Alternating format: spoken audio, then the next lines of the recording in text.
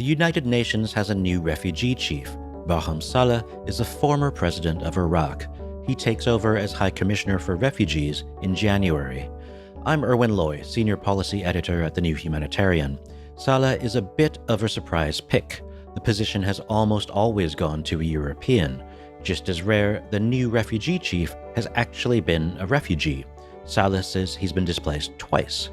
So, in some ways, this seems like a big step for the UN's refugee agency, UNHCR. But does a change at the top really address the power imbalances that refugees face in the aid sector? We thought this would be a good time to revisit our series, Power Shift, which puts decision makers and those affected by their choices at the same table. In this episode, Hafsar Tameesuddin, a Rohingya activist and refugee, speaks to Raouf Mazou, a senior UN official. They talk about passports and privilege and try to find common ground. If you know people who would be great conversation partners on Power Shift, stay tuned until the end for how to get in touch with us. Here's the episode.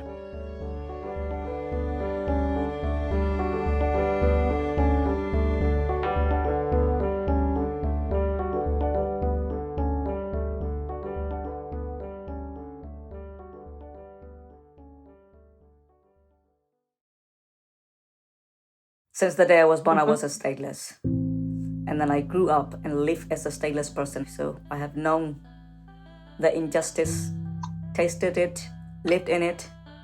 The system that exclude me, discriminate me, make me feel that I'm a lesser human. What happens when a stateless activist sits down with a UN official they've never met? What if they had the chance to tell him what it's like to lose everything, to have to depend on aid, and what it would take for refugees to have more agency, to lead?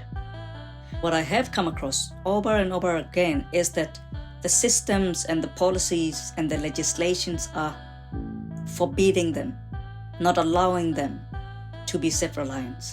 No one wants to depend on the aid and then unwanted and unwelcome, including myself, of course. I was a refugee. And can the decisions he makes in Geneva affect the lives of refugees on the other side of the world?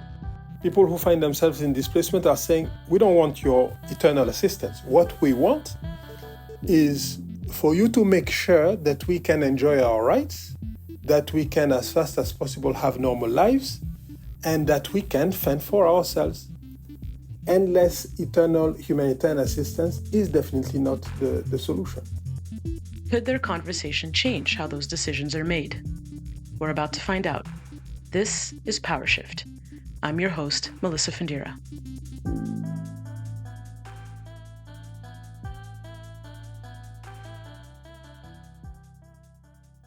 Hi.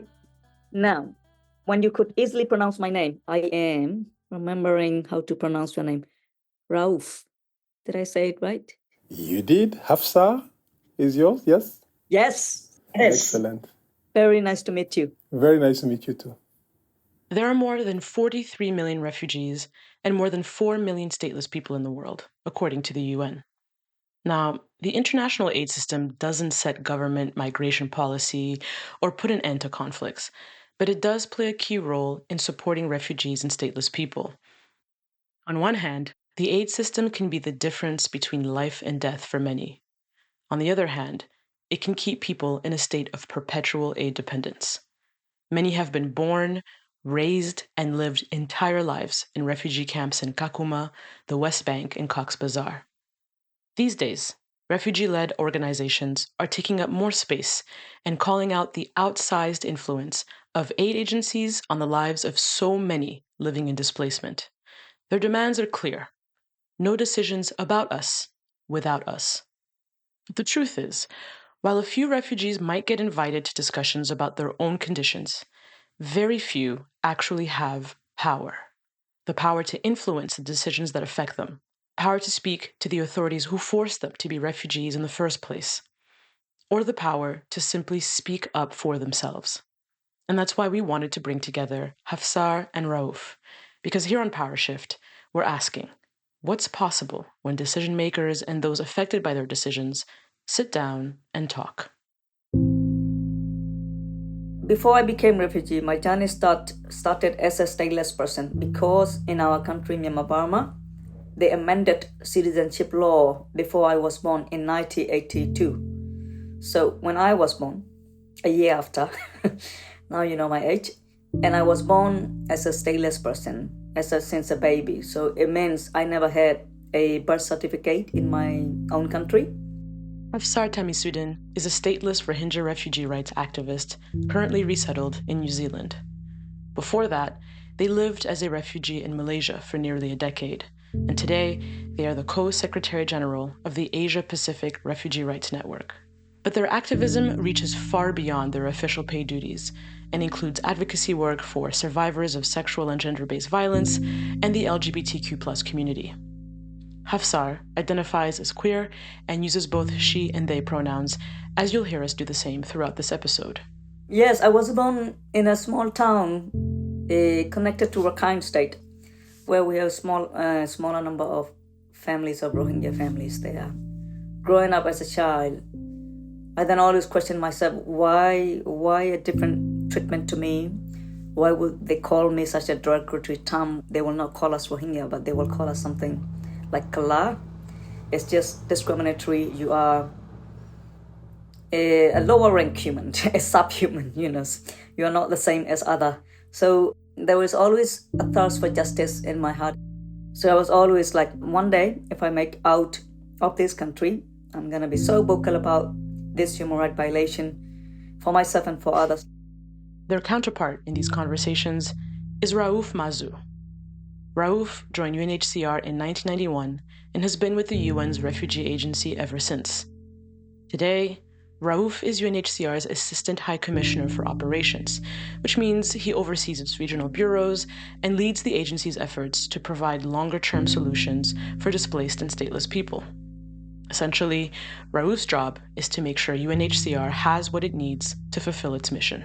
The sense that I had from day one is the fact that anybody on earth can find himself or herself in a situation where you lose everything. You find yourself either in a camp or in a home or whatever, needing people's assistance, needing people's legal protection.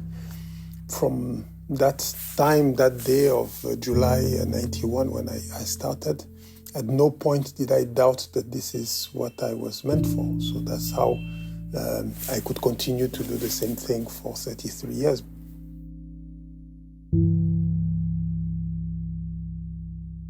Can you hear me, Ian? Yes. All right, so I have internet. Good. Recording. Where are you based, Raouf? In Geneva. And you? I'm in the windy Wellington, New Zealand. Okay, that's far away from here.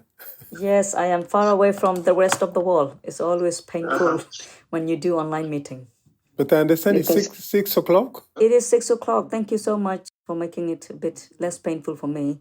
Because most of the time I have meeting at 10, 11. Central Europe midday is midnight here. So New Zealand is not a good place to be if you work in this sector. That's true. Raouf and Hafsar, thank you so much for joining us. And I will very quickly introduce you to Lena, who is the wonderful consultant working with me on this project and your moderator for all of these conversations. She is the founder of the Center for Transformational Change, and I'm going to hand it over to Lena. Yeah, and it's wonderful to have you here. And I think normally people who are on your side of the world, Hafsar, are the ones who have to stay up at night. So it's only fair that we stay up at night this time. And I promise this is not my pajamas. No, I can already sense the power shift happening. Oh yeah, absolutely. It has been me always taking the pain because I choose to live, or I am living in New Zealand. Thank you. We're modeling power shift. There you go. Yes. So welcome to Power Shift, a podcast series from the New Humanitarian that seeks to bridge the power gap in aid and philanthropy. In each episode, we're bringing together decision makers and those affected by their choices, featuring pairs of speakers from what we think are different power positions within the sector to have them engage in candid and open dialogue.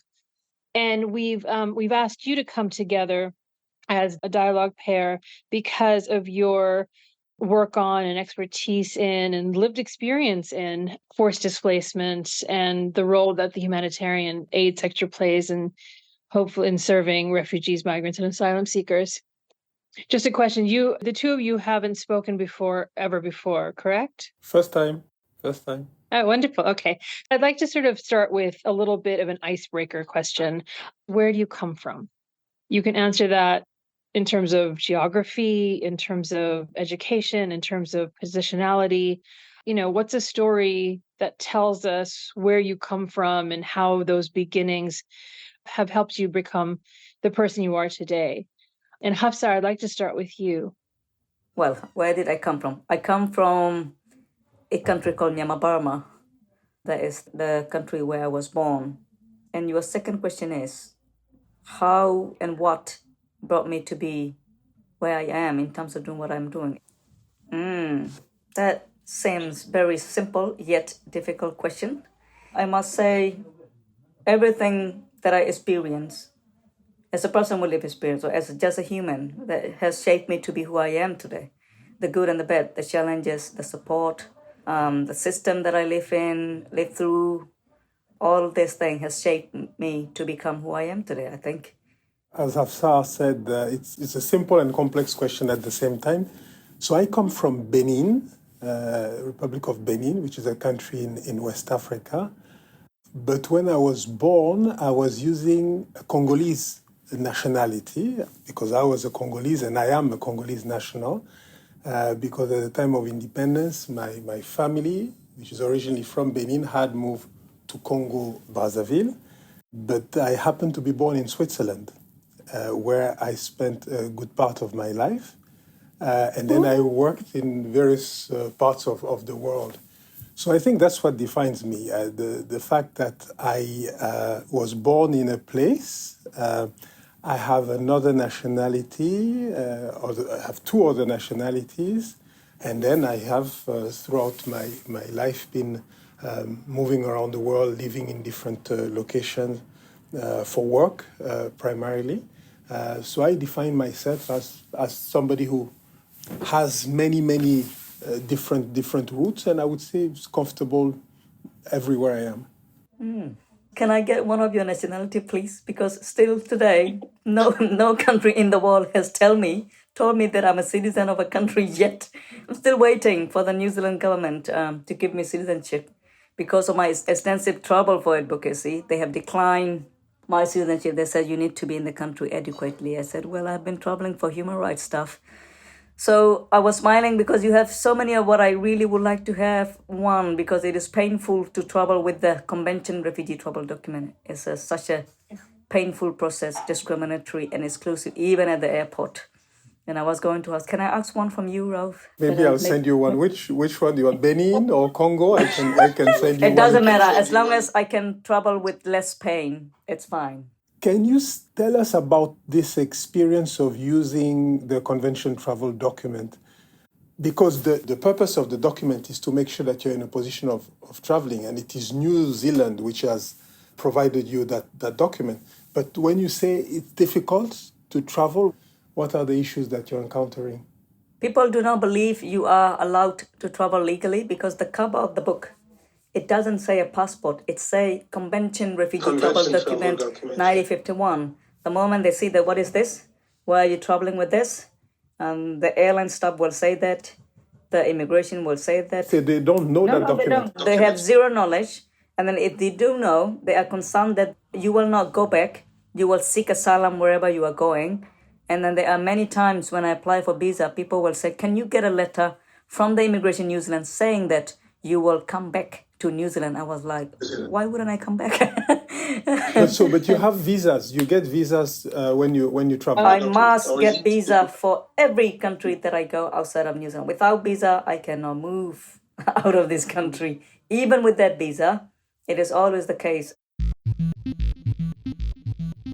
The issue of statelessness and the importance of dealing with it, we tend to talk about it from a theoretical point of view, but how crucial and how important it is that we place the issue of statelessness at the center of what we're doing.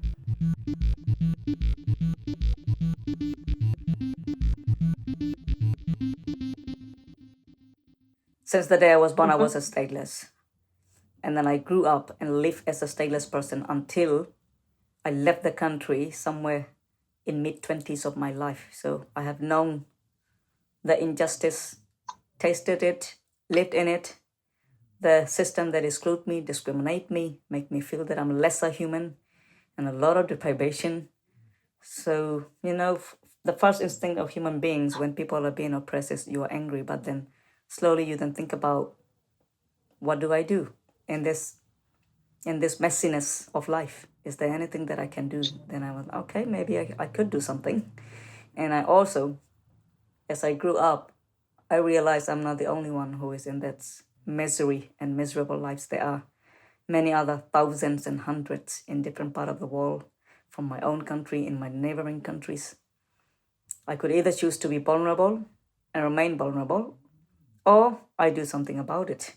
So maybe in the time of the next generation, they might get to live in a slightly better world, if not in a perfect world. So yeah, that's how I was motivated, and I started doing a bit of those questioning, challenging the system, even when I was still inside the country as a stateless person.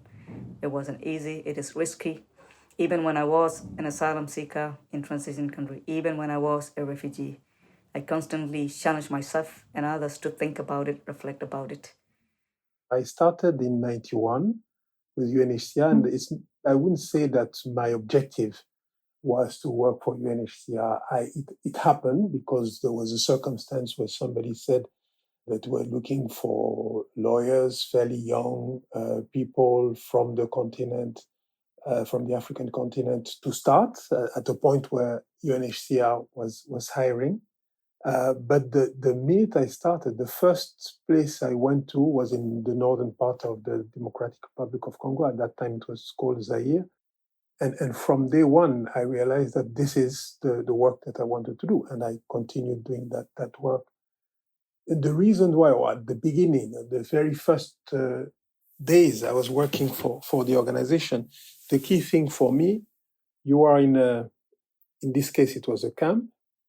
We were coming as the humanitarian community, providing support, providing assistance. And what I realized very, very fast is that those who were supposed to help actually could help themselves if we simply created the circumstances for them to have normal lives, fend for themselves, etc. So very quickly, what I saw is that a lot of what we were doing was to try and say that we want to bring that humanitarian assistance to them, and that somehow this was the conversation that they were expecting, and the conversation that we were also expecting to engage in, when in reality that was not necessary, in the sense that they had way more to fend for themselves than they even realized when discussing. So that's, throughout the time that I've been in UNHCR, it has been to try and rather than to have that rapport of providing assistance to a refugee population, or this relationship of people providing assistance to others, and the whole power relation that we're talking about. At the end of the day, our role and our work is to discuss with those we're helping and define with them how we can support them in supporting themselves. The humanitarian response in itself tends to be something that is provided in the same manner everywhere to everybody, using the same methodologies, etc. So that's the reality. So shifting and moving towards self-reliance, I think, is something that would help make sure that each situation is seen uniquely as it is. It's very clear that there is a tendency to believe that a displaced person, an internally displaced person, is the same whether the person is in Bangladesh or whether the person is in DRC or elsewhere. Well, it is clearly not the fact. So having a response that is local, having a response that has as an objective to reach self-reliance, if I can use that word, in a short period of time, is something that I believe would help in that regard. And throughout the time that I've been with UNHCR, I've seen in various stages how this can be done.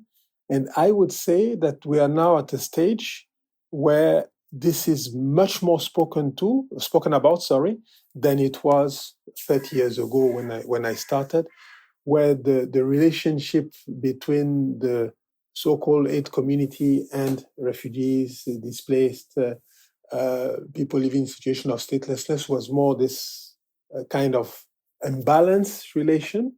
The imbalance of power comes from situations where the support that is provided is unsustainable or is not leading towards self-reliance and the ability of those who are receiving this assistance to become independent, self-reliant, and no longer need that assistance. So it's the dependency that is created. Now we are, I think, gradually moving to a place where I believe we are investing the resources and the attention where it needs to be.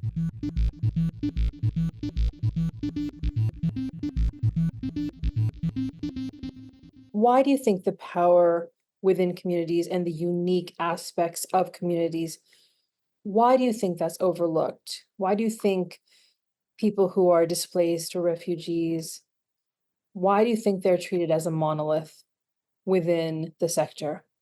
The very simple thing is that it's just easy. When you put everybody in the same box, you don't have to do a lot of work. Easy, get on with it. And the other thing is that unfortunately, inevitably, there are so many overwhelmingly emerging global crises. Then people are so busy of responding to the urgency of the now, then often overlook the crucial importance of looking what does the diversity, inclusion, and equity mean across different groups. And I feel it is not only the responsibility of the policymakers, but everyone's responsibility, and everyone has a role to critically reflect our own institutional racism, biases, power, prejudice, all of that. We don't do that because it is so easy and comfortable to just, follow what the crowd do, rather than you being alone and minority, critically challenging the system, calling them, can you please reflect and evaluate if things and the way how we have done so far is really working? Is there any rooms that we need to reconsider and reflect and think about it so we don't do that enough? So there are a number of layers and obstacles of ensuring that diversity, that inclusion, that equity is in place, and the power, the decentralization of power from the very top to, from people without lived experience to people with lived experience. Among the communities of people with lived experience, then there is some groups may be proportionally luckier than the other. So there is also some power dynamic in terms of some people are very good at speaking English, some people might be struggling with the language, literacy, and so forth. So these are not the things that we often critically think about. What is so important for a lot of people, and people focus on, we have an event coming up, we have a list of people that we know, get them on board, we have a very tight time frame, get it done, and we deliver it, that's it, tick the box. So there are a number of things so that require a lot of reflection from the people like myself as well. Just because I am someone with lived experience, a stateless person, it doesn't give me assumption. I need to do my own reflection about whatever privilege and power that I have versus to another refugee, another stateless person, another LGBTQ person who might not be as lucky as I am from the place where I am right now, and how am I positioning myself in that standing in solidarity with my other fellow people with lived experience and also people without lived experience in the sector. No, I think Hafsar is right in saying that there is a tendency for the humanitarian community to go towards those who speak English, those who are the most vocal, those who come forward and want to represent others. That being said, a displacement situation or refugee situation does not change the power dynamics that may exist in a community. In my experience in refugee situation that I've been working in, you very quickly see the same power dynamic that you have in any society playing out. Leadership is leadership. And you definitely see always the same trait in the people who come forward and say, I am going to represent the community. I find it frustrating and stressful and lonely when I see that, there are, how do I describe this? Even within the communities of displacement, even within the community of refugees, stateless people, and forced displacement, and LGBTQ, the life experience of us differ and it is diverse.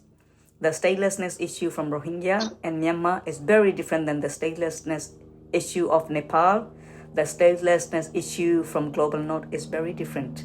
Being a stateless person inside Myanmar means you don't have a birth certificate, you don't travel from your town to another town just for overnight, you need travel document, you don't see the outside world. Being a stateless from another part of the world means you still can go to school, you are still moving around, there are some degree of limitation. So I find very frustrating that the same handful of prominent so-called recognized and known leaders are on the table, on the decision making, without having those people who are in the system, on the ground, in the refugee camp, in the IDP camp, stuck. Or, something very relevant to the topic that we are discussing and talking about. As Raouf said, we have NGO consultation. There might be plenary session about the situation of inside the camp. And I wouldn't think I am the right credible person to be on the panel and sitting and talking about the camp where I have never lived in the camp. I've only lived in my country as a stateless person. So it is concerning to me, how are we defining about the meaningful participation? And there is a power that we don't talk about because this power exists within the lived experience community. The leaders who are known, the leaders who are already famous, the leaders who are already connected, the leaders who are in the list of the big NGOs and organizations as the invitee list. And for sure, they will be the one who are invited again and again. And it is their responsibility to reflect, am I the right person to go? If those people in the camp cannot come, what else I can do? Can I, at the very least, consult or talk to them and tell them with humble humility and tell them, look, if you cannot go, I am willing to go on your behalf. But can you tell me, what is it that you would like me to tell them? And then even on the panel when I'm sitting, it is my ultimate responsibility, instead of talking about the I and Hafsar, it is my ultimate responsibility to honestly mention that I bring this message on behalf of this community who are not able to travel, and I'm saying this on behalf of them, and I am their voice. This is it. This is a very simple integrity that we are missing in the sector. And I wonder how and why we are doing this. Never in my wildest dream I will ever think humanitarian sector can be seen as a business place. People just try to remain there to seek their fame, publicity, to secure their position, to secure our things. And where is the cause? What is the main reason of why? Why are you here? What is your why? I always ask them, the people, do you know your why? I know my why. I know my why I'm doing this. So yes, it is frustrating. It is the next layer of power that we need to talk and really critically think about it. I don't say it personally because I don't like a handful of people. I like them. I have so much respect for them. But I'm really concerned that it is tokenistic. I'm really concerned that it is only those people, the same people who have been there for 10 years still sitting, as if we no longer have other competent representation. We're talking about 100 million plus displaced population across the world. Of course, we have more than those 10 people. Of course, we have more than those 20 people that we always have. The point Hafsa made earlier, I think, is a crucial one. The issue of representativity of people in conferences, meetings. If you take the conversation out of where things are happening and you bring it to Geneva or to New York or to wherever, you're bound not to talk about real things. So the conversation has to happen where things are happening. In the displacement camp, in the situation where people find themselves in a situation of statelessness. So we have to make sure that if the conversation happens there, then you have at the table those who, you are with the people who are most affected, and then you can make sure that everybody's at the table and that there is a conversation, a meaningful conversation, which is focusing on making sure that those in need are provided with the true assistance that they require. So do you have a sense of when you travel for advocacy, when you're traveling for, say, conferences or conventions and such, do the organizers and the people who invite you, do they have a sense of how difficult it is for you to get around and to go through immigration's processes? They have a very vague idea that if you are holding a refugee travel document, you may need a visa. I do not think they understand. Even to go through the visa application process is very painful because most of the time the embassy are not sure if they should issue the visa or not. And many times they will say, can you get a letter from the immigration saying that you will come back? And they will ask you so many additional questions. And then the visa processing time is so long. Sometimes they will like, we will decline you and all of that. It's very, very stressful. Yeah. So that seems like it's an area for the sector to explore as well when we think about engaging refugees to be at the quote unquote table. That's already a barrier. We're having our NGO consultations in Geneva, and for many refugees, it has simply not been possible for us to get visas. So some refugees who were supposed to come and participate in the conference could not. So that's definitely an issue which is being raised with the authorities of the countries where we are organizing meetings and conferences, but it is definitely a challenge. And as you say, it's something that needs to be looked at very, very closely. I almost see this meaningful refugee participation and inclusion is an ongoing reflective social movement from my perspective. If it's a social movement, who's driving the movement? It's a very good question. Well, it should be ultimately the people we live experience should be leading and driving, but for now we are still getting there. We're not there yet. But saying so, I also want to appreciate the role of people without lived experience with other expertise in this space of social movement as an ally. Because without our allies, I don't think people with lived experience alone can achieve this. We need ally knowing their space and still complementing the movement being led by the people with lived experience, driven by the people with lived experience.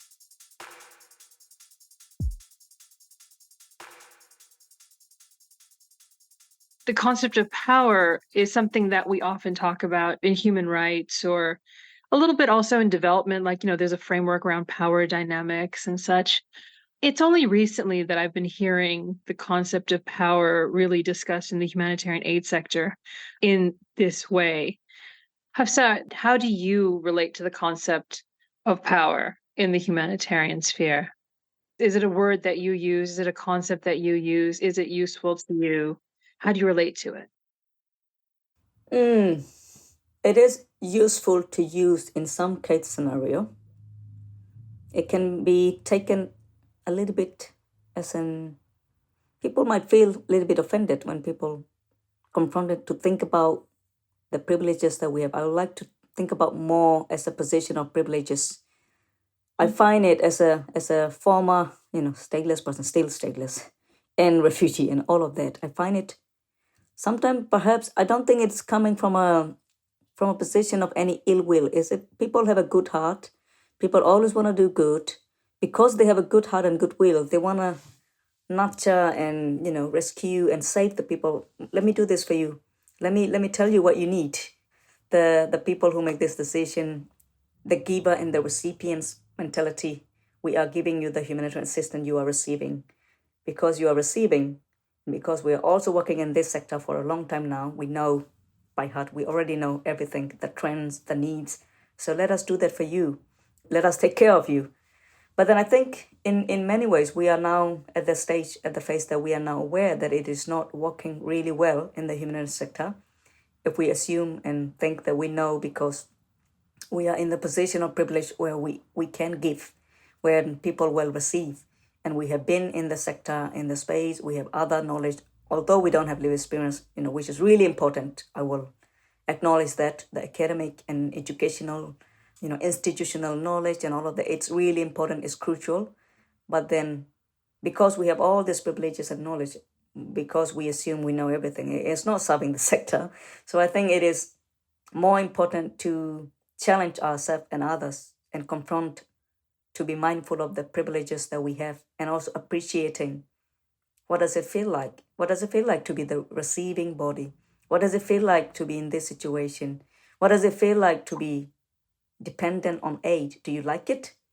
How does the people feel if you always go and rescue and save them all the time, instead of ensuring that they too have the agency of, making changes for their own life, as Raouf has rightfully mentioned. So I think it is important to mention about the power in many sense, but the crucial bit is to be mindful of the privileges that we have. The privileges that come with our social status, the privileges that come with your life experience and, your generation, where you come from, as your first question goes, and all of that, and mindful of our privilege and position.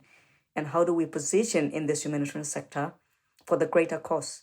And again, also, this is very much linked to our why.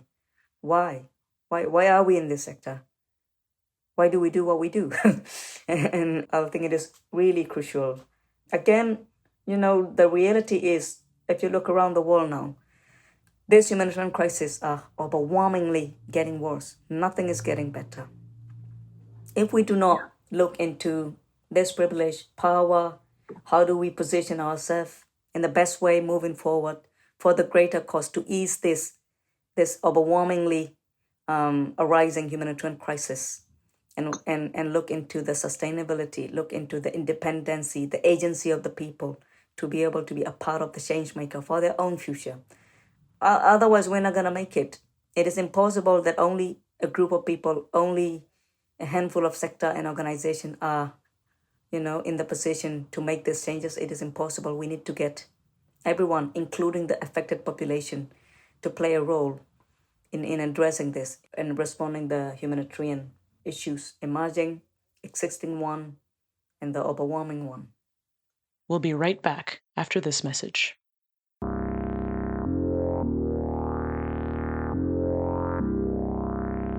The world might often seem like it's ordered and classified in fixed and stable ways. So things are, so they ought to be. Things like war and revolution, citizenship, peace agreements and criminal law are pinned down by legal definitions, by common understandings, by textbooks. Aren't they? This podcast on the legal afterlife of ... raises questions about how fixed and stable things really are. Perhaps, as Professor of Literature Frederick Jameson has said, it might be time for us to consider that the living present is scarcely as self-sufficient as it claims to be. That we would do well not to count on its density and solidity, which might, under certain circumstances, betray us. Perhaps the legal afterlife continues for all of us, whether we know, like it or not. Search for the legal afterlife of ... wherever you get your podcasts.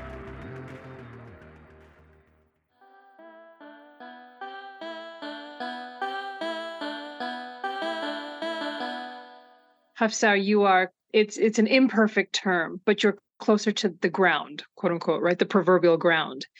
And Raouf, you're sort of closer to headquarters. First to Hafsar, where do you see yourself on the sort of like on the spectrum of power and privilege in the humanitarian sector? Like, because you are, quote unquote, closer to the ground, does that give you more power or less power within the sector? And also, I mean, you've mentioned like we each have multiple identities. We come into the space with gender identities or ethnic and, sort of identities, immigration status identities. Where do you see yourself on the power spectrum as you do this work? Since the beginning of my work as the human rights activist a long time ago, I have been constantly fighting and reclaiming my space in this sector.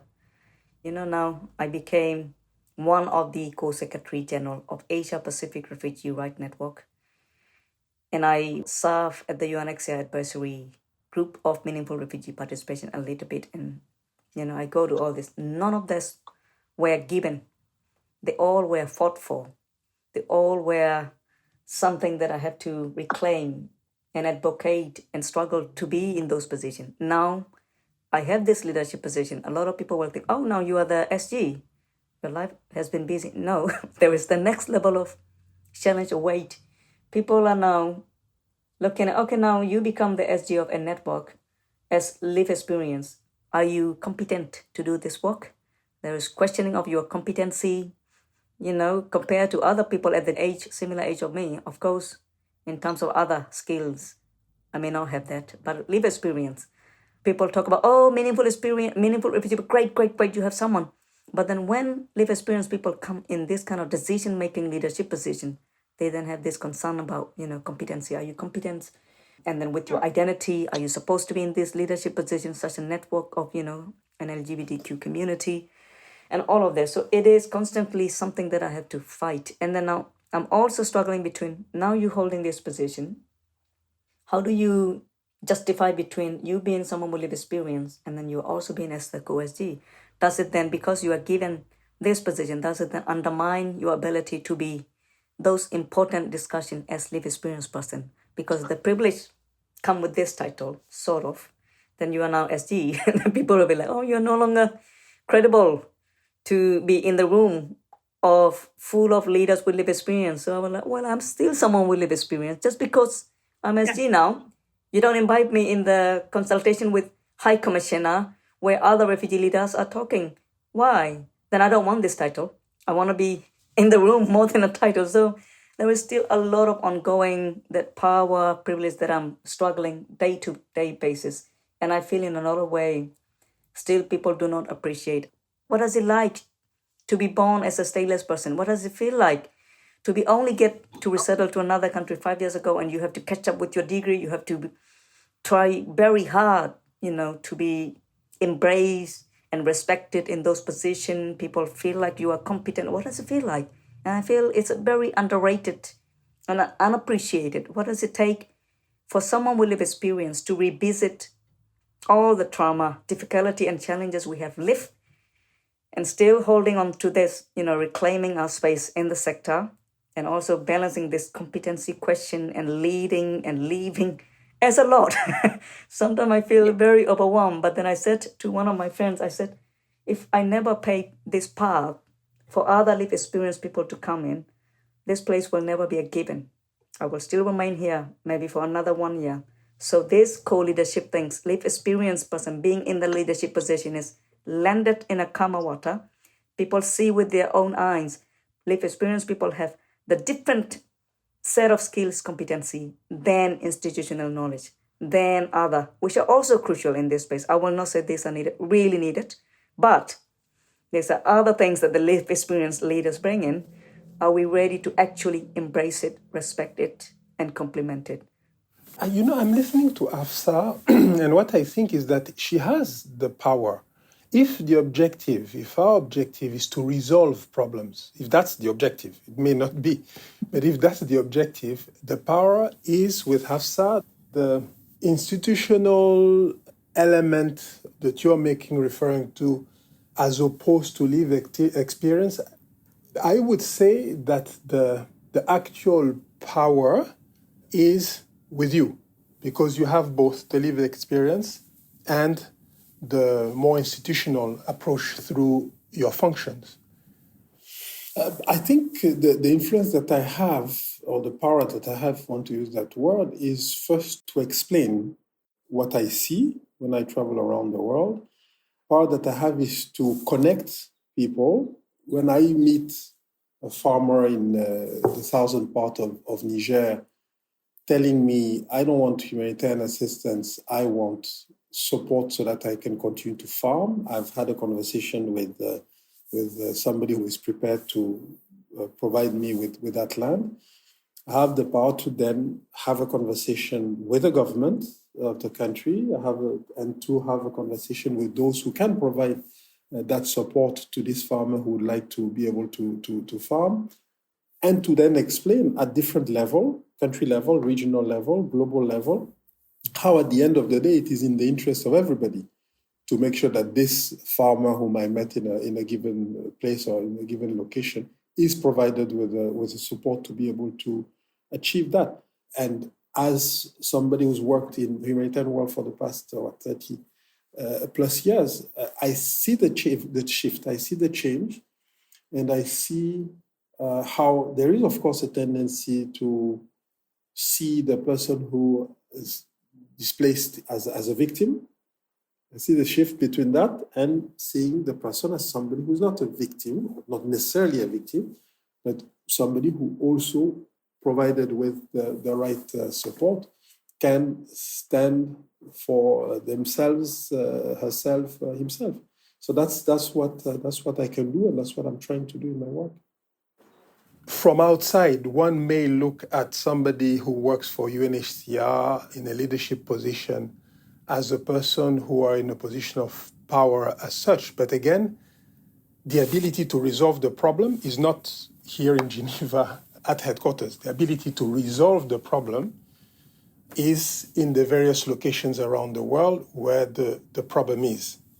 And I would say that we've had a tendency to move the issue from where it can be resolved to other locations around the world and to what is sometimes described as centers of power or the rest. But if I take the situation in Myanmar, if I take the situation of refugees in Bangladesh, if I take the situation of refugees in the DRC or internally displaced person in DRC, the power to resolve these problems, I would say, is closer to this location than it is elsewhere. Influence comes from various places, but I would say the actual power is in these locations.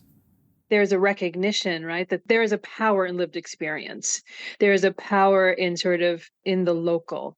And what I'm hearing from you, Raouf, is that you're acknowledging that, and that you say that the power sits there. But how much is that recognition? Is there a wide recognition in the centers of in global North power or Western power? Do you think that you're an outlier in understanding that, or is it something that you're seeing over and over again, and there's a move towards recognizing this kind of lived experience? When I started with UNHCR, I would go to refugee camps and I would meet refugees. The feeling was one of helplessness and thinking we need to have support from somewhere else. And you did have, most governments were seeing refugee situations as temporary and saying you are going to be in a camp for a short period of time and then you're going to go back to your place of origin. So in the meantime, don't get involved in the economy of the country where you are. You are going to get food assistance, you're going to get healthcare, you're going to get the rest. And then find yourself 30 years later, still have people finding themselves in the same camp situation. That temporary situation that everybody thought we were experiencing has lasted a very long period of time.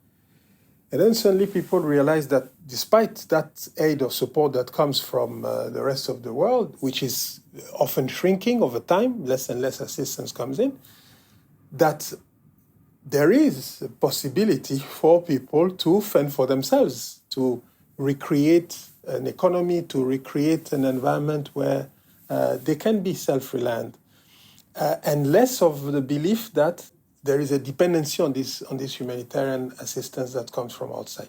Again, I don't want to generalize because I may sound like all situations are the same, but I've often seen situations over time when gradually, often as aid and support assistance diminishes and goes down, there is a realization of those who were receiving this assistance that in reality, they can fend for themselves. So what is changing now is an earlier realization of that, of more and more people whose work and responsibility is to support people who find themselves in a situation of displacement or statelessness.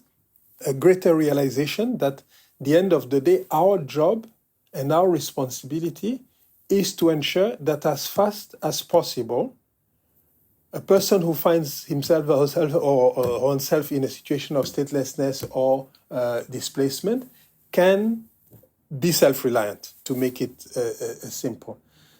And am I an outlier? I think there is a general understanding.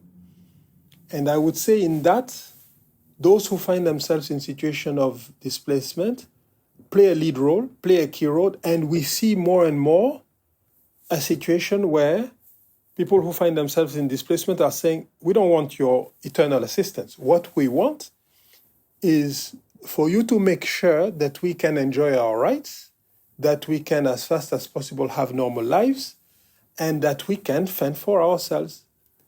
Endless, eternal humanitarian assistance is definitely not the solution. And that then results in that, is it a shift of power? I don't know if that's the term to use. But that is resulting in power moving back to where it should be, which is with the people who have an issue, with the situation in which they are, and the possibility for them to find a solution in the context where they are. I want to also compliment to what Raouf said. Now I feel like we can work together in the same office. The things that you mentioned, the way how we operate here, not operating at the level where the communities are. Why do we even do these events in Geneva instead of doing it in the refugee camp? In the host country where refugees are hosted and stateless people, that has been something that I always question. But then we have seen slight changes. There is acknowledgement and accepting the idea of this power and needing to shift the power. But then in terms of operationalization of it, implementing it, we're very slow. It is happening. Yeah. But we need to speed it up a bit because human lives are at risk. Things are getting worse. We can't wait for another 5 or 10 years to see another slight changes. And we also need to educate ourselves that doesn't require so many complicated process. Sometimes people are so afraid to make change because we think, they will require such and such 1,000 process and bureaucracy and paper. But then when you actually do it, it is very simple enough. It just requires having diplomatic dialogue or thinking about the simplifying way of how do we do that. Things can be very simplified and doable, but then we overthink a lot. And all the risks in the world, we have to think about what can go right instead of always thinking about what can go wrong. Also, of course, have to think about the risk management. Yes, we're talking about the people who are in vulnerable situation. How do we minimize the risks? But then we have to slowly think about what can go right. Not about what can go wrong. Living in our comfort zone, so afraid to make something innovative move and change. So it can happen, and then we just have to be open in thinking about it and strategizing it, implementing it together.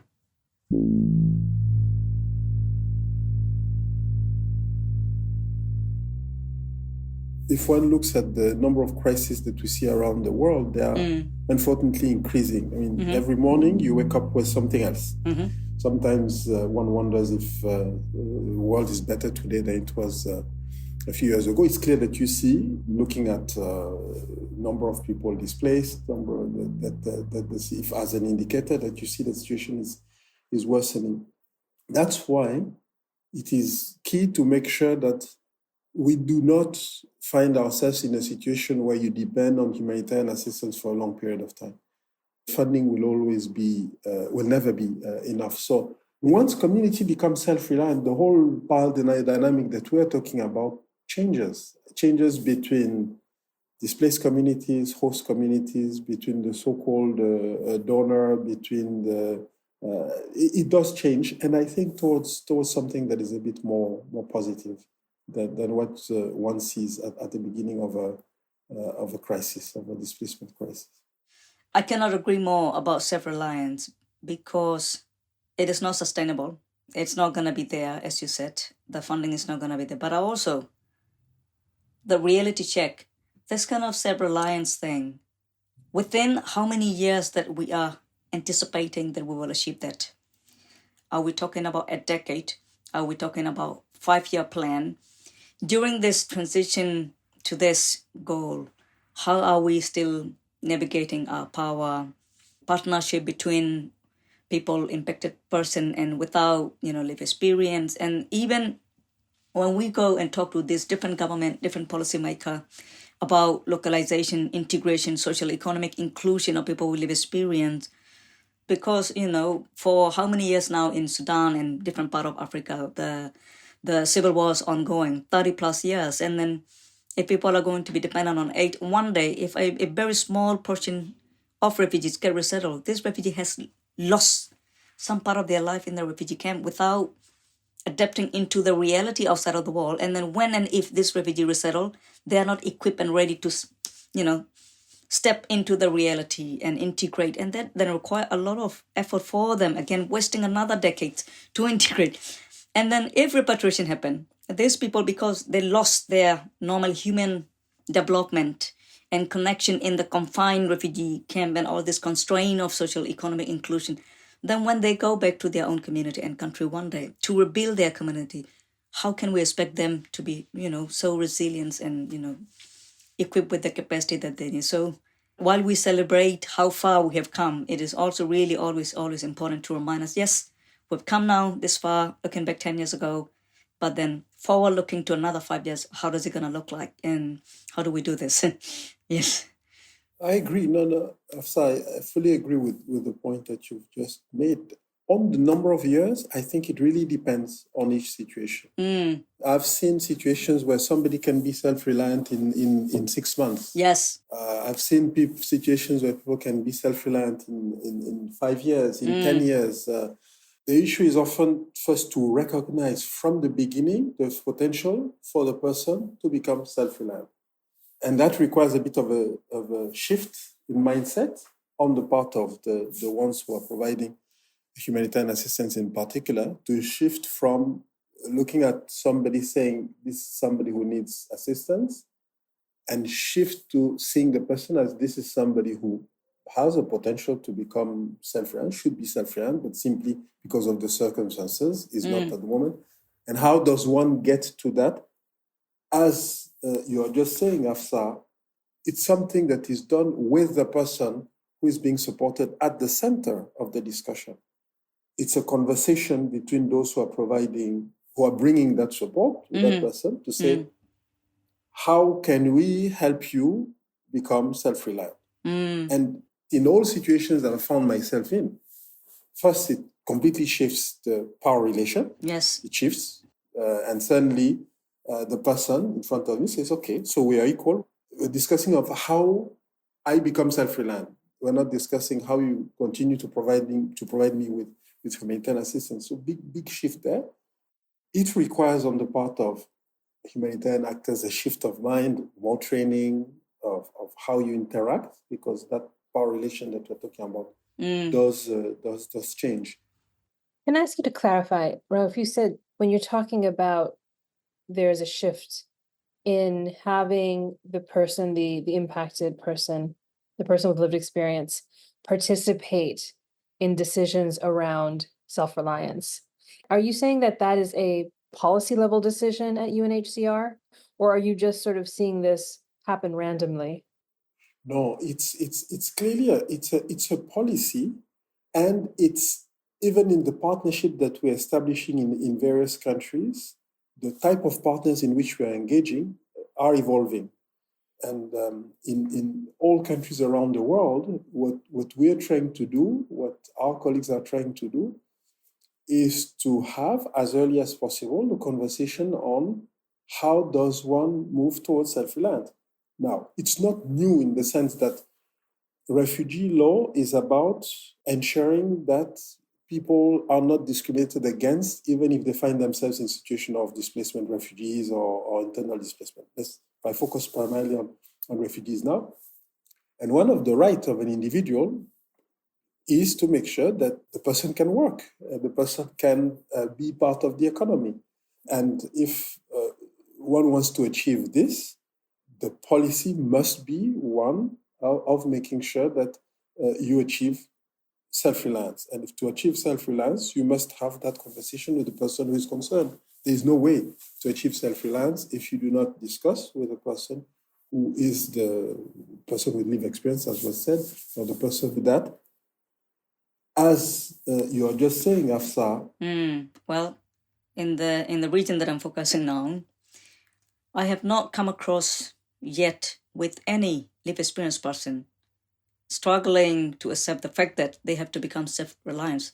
But what I have come across over and over again is that the systems and the policies and the legislations are forbidding them, not allowing them to be self-reliant. So there is a very big realization. No one wants to depend on the aid and then unwanted and unwelcome, including myself, of course. I was a refugee. So the problem is, in some countries' context, if you are found walking in the somewhere workplace, you can be imprisoned and detained because it's illegal to walk. And no one also, there is alternative paying for your food and rent. And displaced people are expected to survive. You can walk, no one will pay for your food and rent. And then if you are found walking and contributing, you will be in prison and detained. And worst case scenario, deported back to the country where they never wanted you in the first place. So it is still, the challenge is the power. Because this podcast is about the power. The power between the people and the community themselves and the people who are making the decision about the lives for these thousands and millions of displaced people are still so huge. And then there is a very important roles for the people like Raouf and myself and other, who have this connection and platform to be vocal and connect this dot. Look what, if these people never wanted to become the burden, can you do this? And it's become more than ever so important for us to work together and then really precisely, concisely advocate to the government, look, what do you want? If you don't want these people to work, if you don't want these people also to come to you, and no one is also feeding them, what do you want? Do you want to kill them? Or do you want to do something realistic and comprehensive that is also not being a burden to your country? So in terms of self-reliance, it is not about the will of the people not wanting to be self-reliant. It is all the policies, the legislation, the law, the resistance to this change, the resistance to see, and the ignorance to see there is win-wins. There is a lot of positive outcomes for both communities if and when people are allowed to socially, economically include it. So now our responsibility and our job should be now focusing on why they're resistant, why there is the fear, why are they being so ignorant towards this, and how do we, bring them to realize and accept it and implement it. Raouf and Hafsar's conversation took place in mid-2024, but the questions they're tackling have only become more urgent. As governments in the global north continue to lean further and further to the right, one tactic to consolidate power has proven to be particularly effective: scapegoating migrants and refugees. They find the most vulnerable group, the most marginalized group, and they then alter the hate and the anger and the frustration to this group. Look, because we have these people in our country, now you don't have enough. And then what the people do, they consume it, whatever the government feed. And then they then show hostility, physical abuse, and all this towards this vulnerable group. So again, there is power. These people with lived experience and refugees and forcibly displaced people have zero power to defend themselves and to tell the truth of why they are displaced. I must say that in many places where I travel around the world, I see host communities willing to help, giving everything that they have. So there is a tendency to talk about hate all over the world, which is amplified in social media. But we still have people who cross border, who are seeking asylum, and who are being received by communities and help and support. And I think that's important to underline that and to celebrate that. Can Hafsar and Raouf come to a common understanding of where the power to change refugee response lies? And might they even come up with new solutions together? That's next time on Power Shift.